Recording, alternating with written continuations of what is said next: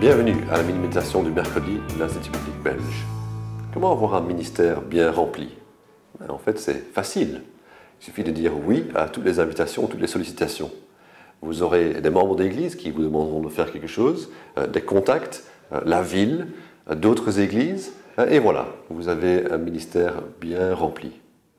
Mais là n'est pas vraiment la question avec laquelle nous avons commencé cette série de mini-méditations du mercredi. Notre question était plutôt: comment avoir un ministère pastoral réussi? Et les réponses se trouvaient dans 2 Timothée, chapitre 4. Paul donnait des réponses à Timothée, le jeune pasteur, en lui disant: d'abord, prends en compte l'opinion de Jésus-Christ, le juge. Deuxièmement, prêche la parole et pas autre chose. Troisièmement, aie patience dans ton souci d'instruire. Quatrièmement, supporte les souffrances. Et aujourd'hui, nous allons voir qu'il l'incite à se dévouer à l'essentiel. Pour bien remplir son ministère, pour bien réussir son ministère, il a besoin de se dévouer à l'essentiel. Au verset 5, nous lisons: accomplis la tâche d'un évangéliste, remplis bien ton ministère. Alors, il y a des personnes qui ont le don d'évangéliste. Ils sont doués par le Saint-Esprit pour pouvoir annoncer l'évangile de façon fidèle, claire, compréhensible aux non-croyants, pour que les personnes de l'extérieur qui ne connaissaient pas Jésus-Christ puissent l'accepter comme maître et sauveur et s'engager en tant que disciple pour le suivre.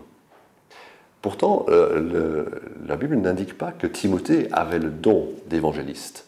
Timothée était un pasteur et son rôle était plutôt de prendre soin de l'Église, de le nourrir. Paul souligne que Timothée lui-même doit continuer à être fidèle à l'Évangile, à l'annoncer, à encourager l'Église aussi dans son élan d'évangélisation. Même si le verbe évangéliser ne se trouve pas à l'impératif au Nouveau Testament, il est vrai que nous devons naturellement raconter la bonne nouvelle, parce que nous sommes convaincus que Jésus-Christ est mort pour les péchés, pour nous pardonner auprès de Dieu, qu'il est ressuscité et vivant, qu'il veut une relation avec nous, et qu'il nous appelle maintenant à nous avancer dans une relation avec lui, où nous sommes obéissants à cause de notre foi en lui, et que nous sommes sauvés. Et donc, naturellement, nous aurons envie de le dire aux autres, et nous devons continuer à mettre cela au cœur de notre ministère.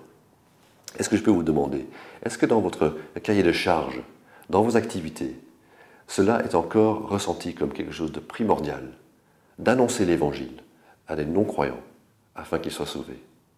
Est-ce que ça se voit dans vos prières?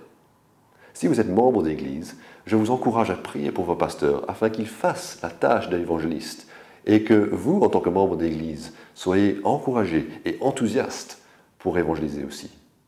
Et si vous êtes un non-croyant, je vous encourage à vous rendre dans une église locale où on annonce la bonne nouvelle de l'Évangile qui se trouve dans les Écritures, afin que vous puissiez comprendre ce que Jésus-Christ a fait.